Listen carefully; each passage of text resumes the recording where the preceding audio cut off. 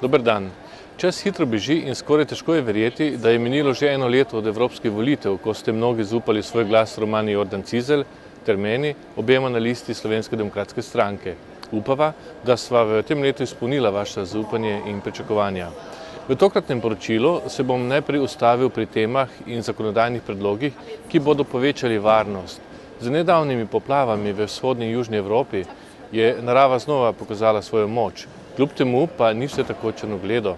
Številna znanstvena spoznanja, sodobna tehnika in tehnologija nam omogočajo, da lahko vremenske pojave bolje spremljamo, se nanje pripravimo in tako zmanjšamo škodo.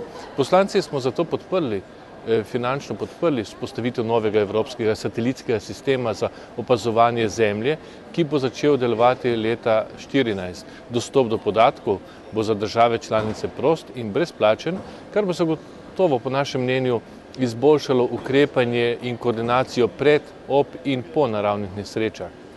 Zdravje je žal ena od tistih reči v življenju, ki jo znamo prav ceniti šele takrat, ko je že načeto. Poleg sloga življenja in prehranjevanja lahko k boljšemu zdravju prispeva tudi zakonodaja. Poslej boste ob nakupu lahko več izvedeli o energetskih vrednosti hrane, o deležu sladkorja in soli v njem ter o tem, odkot prihaja. Seveda pa je treba tudi pri označevanju paziti tudi na to, da se zaradi tega ne bo pretirano povečali stroški, ki jih ima živilska industrija, še posebej manjši proizvajalci, ki jih je dosti tudi v Sloveniji.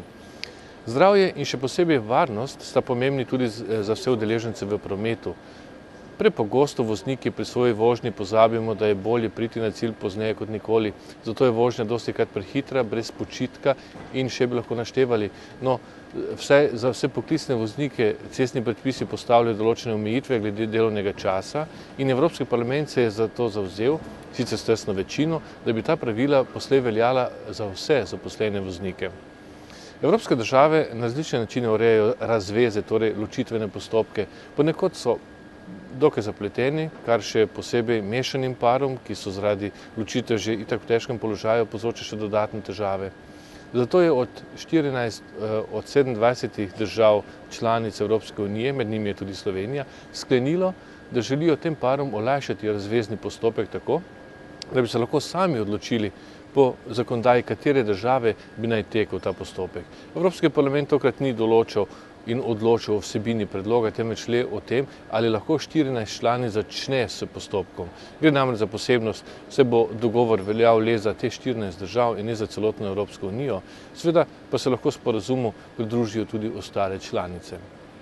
Zaradi dela, dopustov, udeležbe na športnih prireditvah, kot je denimo trenutno svetovno prvenstvo v nogometu v Južni Afriki, ki se je dobro začelo za Slovenijo in ki uživa tukaj kar veliko zanimanje v Strasbourgu, se pogosto znajdemo v tujih državah. Znanje tujega jezika nam je pri tem v veliko pomoč, seveda pa ni mogoče pričakovati, da bi vsak od nas znal jezike države, kamor potuje.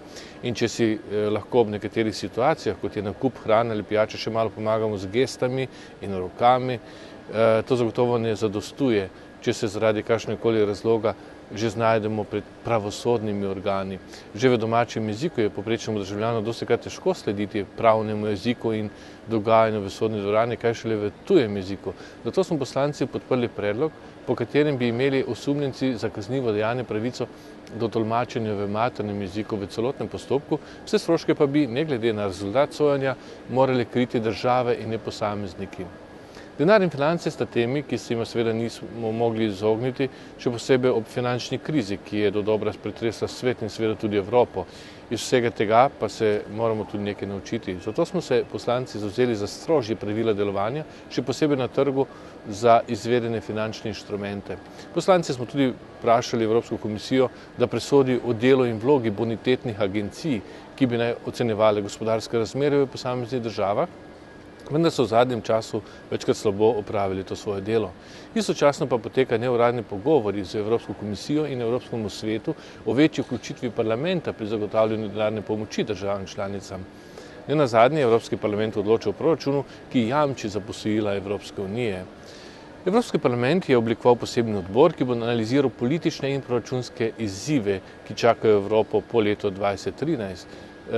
Leto 2013 se namreč izteče sedanja finančna perspektiva, zato je treba že danes razmisliti, katere prioritete izbrati in kako jih financirati. Vesel sem, da bom lahko sodeloval pri tem delu tega odbora kot nadomestni član in se zahvaljujem poslanskim kolegom Evropske ljudske stranke iz Češke in Slovaške, ki so me predlagali in me podprli in mi seveda zaupali pomembno in odgovorno nalogo.